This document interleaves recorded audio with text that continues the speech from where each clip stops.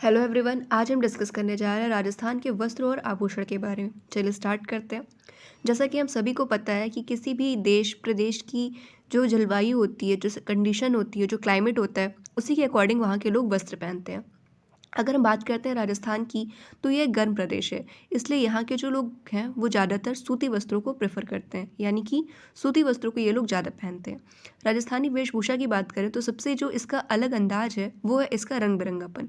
वैसे तो यहाँ पे सभी रंग के कपड़े पहने जाते हैं, लेकिन जो मेन रंग होता है हम लोग का वो है लाल रंग। और कहा भी गया है कि मारू थारे देश में उपजे तीन रतन, एक ढोला, दूजी मारवाड़, तीजो कसुमल रंग, यानी कि लाल रंग। सबसे पहले बात करते हैं पुरुष प्रधान की। तो कालीबंगा और आहट सभ्यता के काल से ही यहाँ पे सूती वस्त्रों का प्रचलन अधिक था। इन स्थानों से उत्खनन से प्राप्त रुई कातने के चक्र और तकली इस बात का प्रमाण है कि उस काल के लोग रुई की वस्त्रों का प्रयोग अधिक करते थे। राजस्थान में प्रत्येक गांव में धोती व ऊपर ओढ़ने के जो पछेवड़े होते थे उसका वस्त्र उनका प्रयोग किया जाता था। और सर्दी में अंगरखी का प्रयोग भी प्राचीन परंपरा के अनुकूल माना जाता है। विभिन्न प्रमाणों से ये भी ज्ञात होता है कि राजस्थान में पुरुषों में छपे हुए तथा काम वाले वस्त्रों को पहनने का प्रचलन था। सिर पर गोलाकार मोटी पगड़ी पल्लों का लटका कर पहनी जाती थी। धोती घुटनों व अंगरखों जांघों तक होती थी। विविध व्यवसाय करने वालों के परिधानों में भी अंतर था। राजस्थान के चित्रित अनेक कल्पसूत्र सामान्य व्यक्ति से लेकर राजा महाराजाओं के परिधान पर अच्छा प्रकाश डालते हैं। बात करते हैं राजाओं की, तो इनमें राजाओं के मुकुट और पल्ले वाली पगड़ियाँ, दुपट्टे, कसीदा की गई धोतियाँ, मोटे अंगरखे बड़े रोचक दिखाई देते हैं। मुगल काल की बात करते हैं तो उसमें कुछ परिवर्तन आया। मुगल काल में पगड़ियों में विभिन्न शैलियों की पगड़ियाँ जैसे अटपटी, अमरशाही, उदयशाही, खंजरशाही, शिवशाही, विजयशाही और शाहजहानी मुख्य हैं। ये सारी पगड़ियों के विविध प्रकार हैं। विविध पेशे के लोगों में पगड़ी के पेच और आकार में अंतर होता था। सुनार आटे वाली पगड़ी तथा बंजारे मोटी पट्टेदार पगड़ी का प्रयोग करते थे। मौसम के अनुसार रंगीन पगड़ियां पहनने का रिवाज था। मोटले की पगड़ी जो होती थी वो विवाह उत्सव पर, लहरिया सावन में, दशहरे पर मदील तथा फूल पत्ती की छपाई वाली पगड़ी, होली पर काम में लाते थे, यानी कि उस टाइम ये लोग फूल पत्ती वाली पगड़ी पहनते थे। पगड़ी को चमकीली बनाने के लिए तुर्रे, सरपेच, बालाबंदी, दुगदुगी, गोसपेच, पछेवड़ी, लटकन, फतेपेच आदि का प्रयोग होता था। उच्च वर्ग के लोग चीरा और फेटा बांधते थे। वस्त्रों में पगड़ी का जो स्थान था वो बहुत महत्वपूर्ण था और इसको गौरव की रक्षा के लिए भी जाना जाता था। कहते भी थे कि पगड़ी की लाज रखना, यानी कि जो हमारी पगड़ी है यही हमारे गौरव है, इसका सम्मान करना है।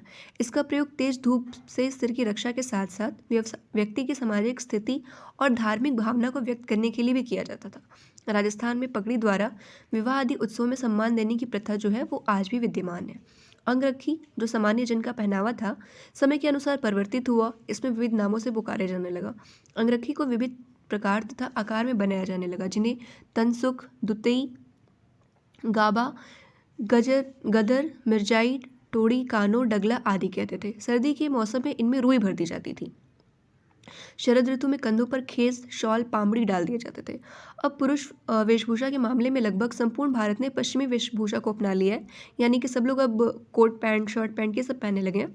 लेकिन राजस्थान का बंद गला या जोधपुरी कोट जो है वो सबसे अलग है और इसको राष्ट्रीय स्तर पर भी पहचान मिला हुआ है। अब बात करते हैं स्त्री परिधान की। स्त्रियाँ क्या पहनती हैं वहाँ पे। तो जिस प्रकार पुरुषों के अनेक परिधान हैं, उसी तरह स्त्रियों के भी अनेक परिधान हैं। बात करते हैं इनके प्रमाण की, तो प्रारंभिक मध्यकाल में स्त्रियां एक विशेष प्रकार का अधो वस्त्र पहनती थीं, जो अब राजस्थान में घाघरा के नाम से प्रचलित है।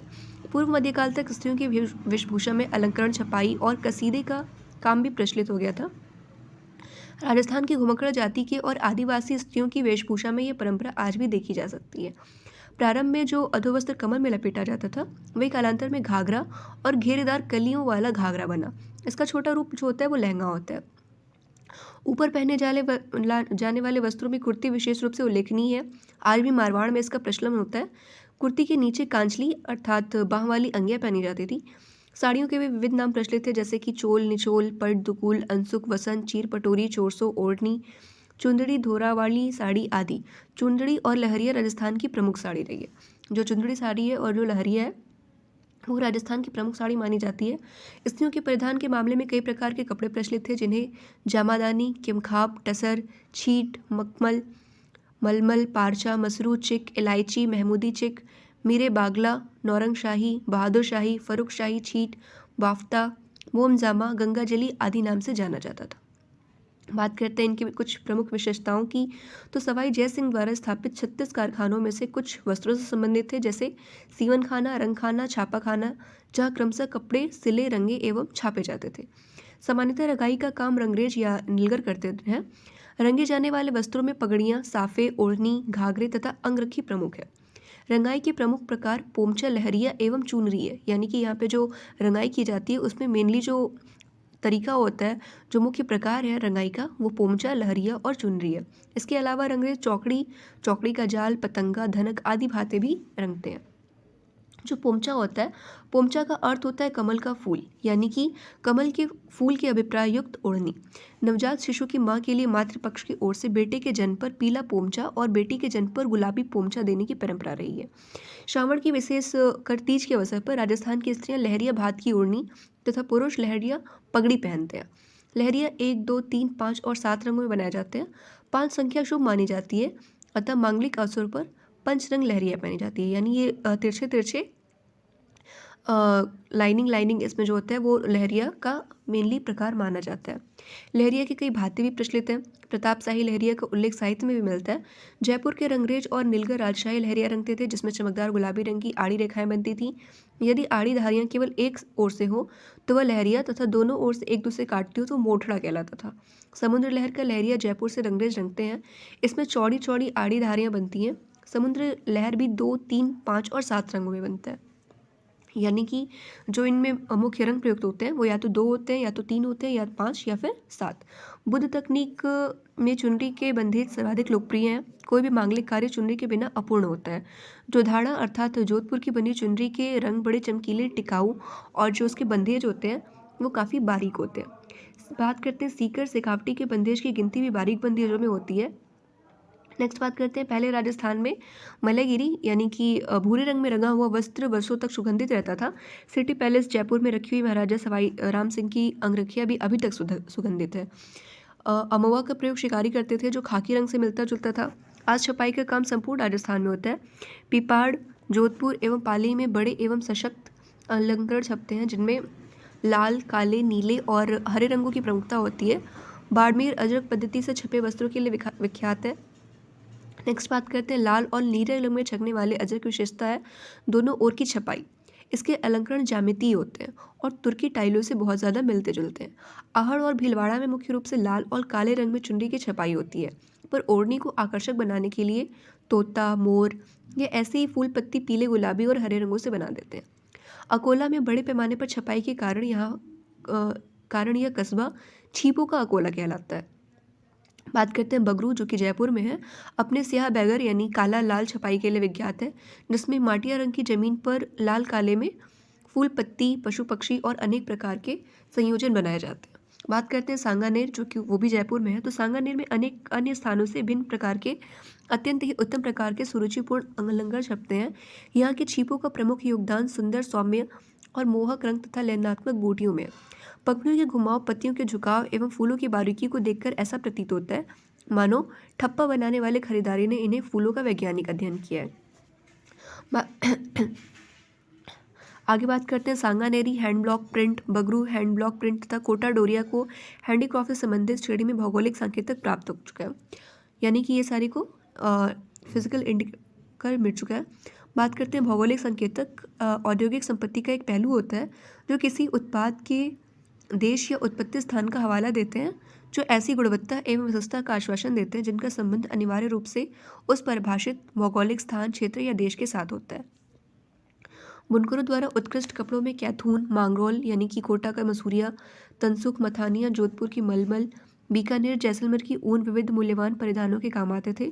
टुकड़ी मारवाड़ के देशी कपड़ों में सर्वोत्तम मानी जाती थी। यह जालोर तथा मारोट कस्बों से अच्छी बनती थी। वस्त्रों को सजाने के लिए चट्टापटी के अंतर्गत किसी आकृति को कपड़े में काटकर दूसरे कपड़े पर टाक दिया जाता था। इसका प्रयोग जानवरों के वस्त्रों, ऊंट, बैल आदि के झूलों, बहली, रथ आदि के पर्दे और तंबू कनातों को सजाने के लिए किया जाता है। वस्त्रों को भड़कीला बनाने के लिए उसमें गोटा टाक देते हैं।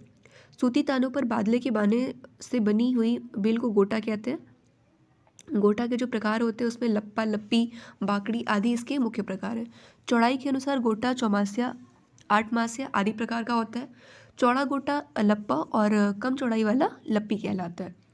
राजस्थान में सीकर जिले का खंडेला कस्बा गोटा उद्योग के लिए प्रसिद्ध है। नेक्स्ट बात करते हैं, सीकर व झुंझुनू की स्त्रियां लाल गोटे की ओढ़नियों पर कशीदे का काम करती हैं, जिनमें ऊंट, मोर, बैल, हाथी, घोड़े बने होते हैं। शेखावटी में अलग अलग रंग के कपड़ों को विविध डिजाइनों में काटकर कपड़े पर सिलाई की जाती है, जिसे पेच वर्क कहते हैं। वस्त्रों को सजाने के लिए रेशम, कलाबूत और बादले से कढ़ाई की जाती है। पूर्वी एवं दक्षिणी राजस्थान में उल्टी बखिया, चेन और लंबे टाकों से बड़ी बारीक ढंग की कढ़ाई होती है। पुरुषों के वस्त्र जामा, चूंगा, अंगरखी आदि पर कढ़ाई की जाती है। पश्चिमी उत्तरी राजस्थान में चमकीले रंग के रेशम से लाल काले रंग के कपड़े पर मोटे मोटे टाकों से भराव करके बीच बीच में शीशे के टुकड़ों का जुड़ाव होता है, जो वस्त्रों को और भड़कीला बना देते हैं।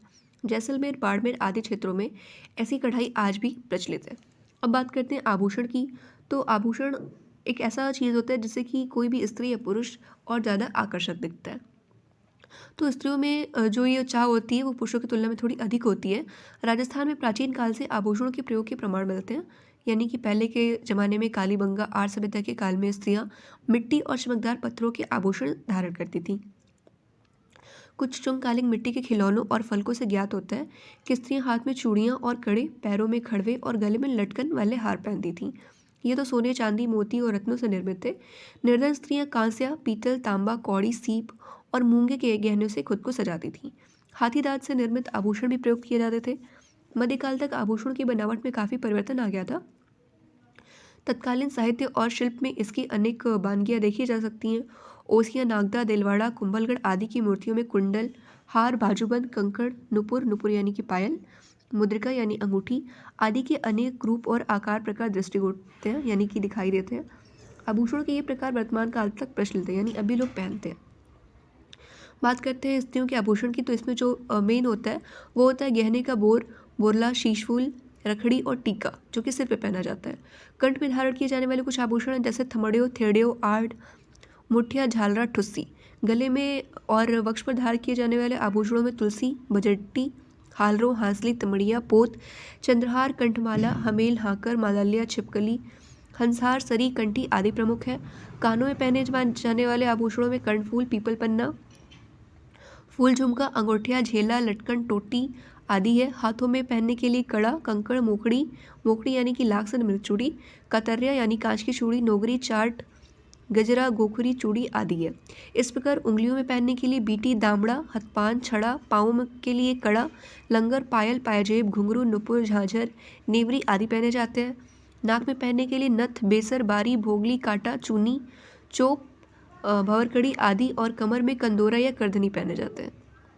दांत के लिए भी कुछ आभूषण हैं, जिनमें कि सोने के पत्थर की खोल बनाकर चढ़ाई जाती है, जिसे रखन कहते हैं। किसी स्त्री द्वारा दांतों के बीच में सोने की कील जड़वाना चूप कहलाता है। नेक्स्ट बात करते हैं, राजस्थान में पुरुष भी अनेक प्रकार के आभूषण करते हैं। पुरुषों के जो प्रमुख आभूषण है उनमें हो जाएगा कानों में मुरकिया, लौंग, झाले, छैलकड़ी, हाथों में बाजूबंद, कड़ा, नरखुक और उंगलियों में अंगूठी, बीठिया व मुंदड़िया आदि पहनने का जो रिवाज था वो तो अब काफ़ी कम हो गया है, लेकिन अभी भी लोग पहनते हैं। लेकिन ग्रामीण क्षेत्रों में अभी भी ये नॉर्मल देखा जा सकता है। बात करते हैं बच्चों की, तो बच्चों को भी विविध प्रकार के आभूषण पहनाए जाते हैं, जिसमें कि बच्चों के कंठ में हंसली, हाथों और पाँवों के में कड़े, कानों में मोती या लूंग पहनाए जाते हैं। हाथों और पाँवों के कड़ों को कडुलिया कहते हैं। पाँव में पहनाने जाने वाली पतली सांकली, जिसमें घुंघरिया फाद दी जाती है, झांझरिया झांझरिया कहलाती है, इसे पैंजड़ी भी कहते हैं। राती छीतरी में सोने का खेरा, मूंग का आखा, रतन छड़ बांधकर तैयार किया गया बच्चों के गले या कंठ का श्रृंगार, जिसमें रिथिवाड़ी, गांठ मुड़े नहीं हो, नजरिया कहलाता है। बच्चों को कान छिदवाकर सोने या जस्ते की कुड़क पहना दी जाती थी। बाद में इन्हीं क्षेत्रों में मोती, लूंग, गुर्दा, मुर्की या बाली आभूषण पहना दिए जाते हैं। ठोस सोने की कुड़क जो होती है वो मुर्की कहलाती है। यहाँ पे कुछ चित्र में दिए गए हैं कुछ आभूषण, जिसके हम देख सकते हैं कि सिर पे पहनने वाले राखड़ी, बोर, टीला, सीसफूल, कुछ और भी हैं, जैसे हालरो, बजड़ी, थमट्टियो, पैर के लिए छड़ा, तड़ा, जीबी, चोफली, गोखरू, बाजूबंद, बीठी, हाथ के लिए चूड़, नोगरी, हाथ फूल, मुंदड़ी। यहाँ एक स्त्री के कुछ और भी आभूषण दिए हुए हैं, जिन्हें हम देख सकते हैं, जैसे कि टीटी, वलको, झेला, कर्णफूल, सुरलिया, वलनी, तुलसी, ठुस्सी, हार, झालर, झालरो, अंगद, गोखरू, चूड़ा, चूड़ियाँ, पुंची, हथफूल, बीठी, मुंदड़ी, अरसी, फुल्की, झल, झांझड़, पैर की बात करते हैं तो घुंघरू, पंजा, फुलरी, बिछियो, गुटलो, नुपुर, पायजेब, ये सारे जो हैं ये एक स्त्री के प्रमुख आभूषण माने जाते हैं। जैसे कि मंगलसूत्र हो गया, केठी, गलगठिया, चौप, फूंदा, कुमकुम, बिंदी, तिलक, शीशफुल, ये सारे एक प्रमुख आभूषण है जो कि नॉर्मली एक राजस्थानी जो औरत होती है वो इन सबको धारण करती है। इतने सारे आभूषण देखने के बाद हम ये तो कह सकते हैं कि राजस्थान आभूषणों के मामलों में बहुत ज़्यादा समृद्ध रहा है। बात करते हैं राजस्थान की राजधानी जयपुर की स्थापना के समय इसके संस्थापक के मस्तिष्क में आभूषणों की कितनी महत्ता थी, इसका भान इस बात से भी हो जाता है कि उन्होंने जयपुर के प्रमुख बाजार का नाम ही जौहरी बाजार रखा। यहाँ के सबसे प्रमुख चौपड़ का नाम माणक चौक रखा गया क्योंकि माणक को रत्नों का सरताज माना जाता है। वर्तमान में जयपुर अपने आभूषणों और रत्न व्यवसाय के लिए विश्व प्रसिद्ध है। राजस्थान के कुछ नगर अपनी विशिष्ट आभूषण निर्माण शैली के लिए प्रसिद्ध हैं। नाथद्वारा श्रीनाथ जी की नगरी है जो अपने चांदी के आभूषणों, तारकशी धातु के बारीक तारों से निर्मित के लिए प्रसिद्ध है। इसी प्रकार प्रतापगढ़ की थेवा कला, जिसमें कांच के बीच सोने का बारीक काम किया जाता है, पूरे देश में अपनी अलग पहचान रहती है। आशा करते हैं आपको राजस्थान के वस्त्र और आभूषण को टॉपिक अच्छे समझ में आ गया होगा। मिलते हैं नेक्स्ट वीडियो में। Thanks for watching.